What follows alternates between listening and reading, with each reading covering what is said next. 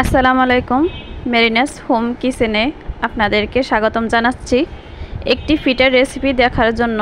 আর সেটা হলো তালের বড়া বা তাল দিয়ে তৈরি করা মজার তালের পিঠা রেসিপি। তেলে ভাজা তালের এই পিঠাটা উপর থেকে মুসমুসে আর ভিতর থেকে অনেক বেশি সফট হয়। আশা করছি আজকের রেসিপিটা আপনাদের কাছে ভালো লাগবে। চলুন চলে যাই পুরো রেসিপিতে। প্রথমে একটা বাটির মধ্যে আমি শুকনো উপকরণগুলো নিয়ে নিচ্ছি। প্রথমে দিয়ে দিলাম মেজারমেন্ট কাপের 1 কাপ চালের গুঁড়া, 3 কাপ ময়দা, স্বাদ মতো লবণ আর 1/3 কাপ চিনি। আর এখন দিয়ে দিচ্ছি তালের পিউরিটা। এখানে আমি মেজারমেন্ট কাপের 2 কাপ তালের পিউরি নিয়েছি। এখন শুকনো উপকরণের সাথে হাত দিয়ে ভালো করে তালের পিউরিটা মেখে নিচ্ছি। আপনারা চাইলে এখানে কোরানো নারিকেল অ্যাড করতে পারেন, তো আমি এখানে কোরানো নারিকেল দিই নাই। আর এখানে তালের পিউরিটা যদি একটু পানি জাতীয় থাকে তাইলে হয়তো শুকনো উপকরণগুলো আপনাদের আর একটু লাগতে পারে।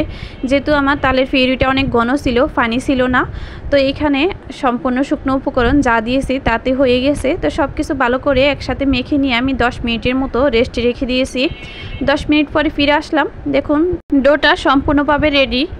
এখন আমি চলে যাব পিঠাগুলো ভাজার জন্য চুলায় আমি আগে থেকে প্যানের মধ্যে যথেষ্ট পরিমাণ তেল দিয়ে তেল গরম করে নিয়েছি।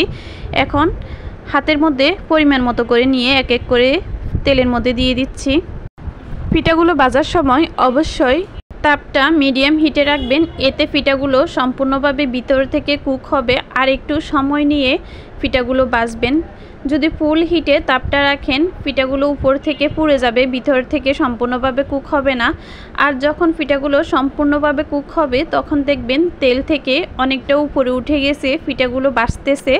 তো তখন বুঝবেন যে পিঠাগুলো সম্পূর্ণভাবে ভাজা হয়ে গেছে বা পিঠাগুলো রেডি। তো আমার সম্পূর্ণভাবে পিঠাগুলো যখন ভাজা হয়ে গেছে, তো আমি একটা ছাঁকনি দিয়ে পিঠাগুলো তেল থেকে সেকে তুলে নিচ্ছি। তো এক এক করে আমার সম্পূর্ণ পিঠা ভাজা হয়ে গেল।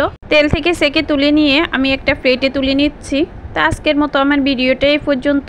আশা করি আজকের ভিডিওটা সবার কাছে ভালো লাগবে। যদি ভালো লাগে থাকে অবশ্যই ফেসবুক পেজে ফলো দিবেন, একটা লাইক একটা কমেন্টস করতে ভুলবেন না। আর ইউটিউব চ্যানেলটা সাবস্ক্রাইব করবেন। আজকের মতো এখানে বিদায় নিচ্ছি। সবাই ভালো থাকবেন। আল্লাহ হাফেজ। আসসালামু আলাইকুম।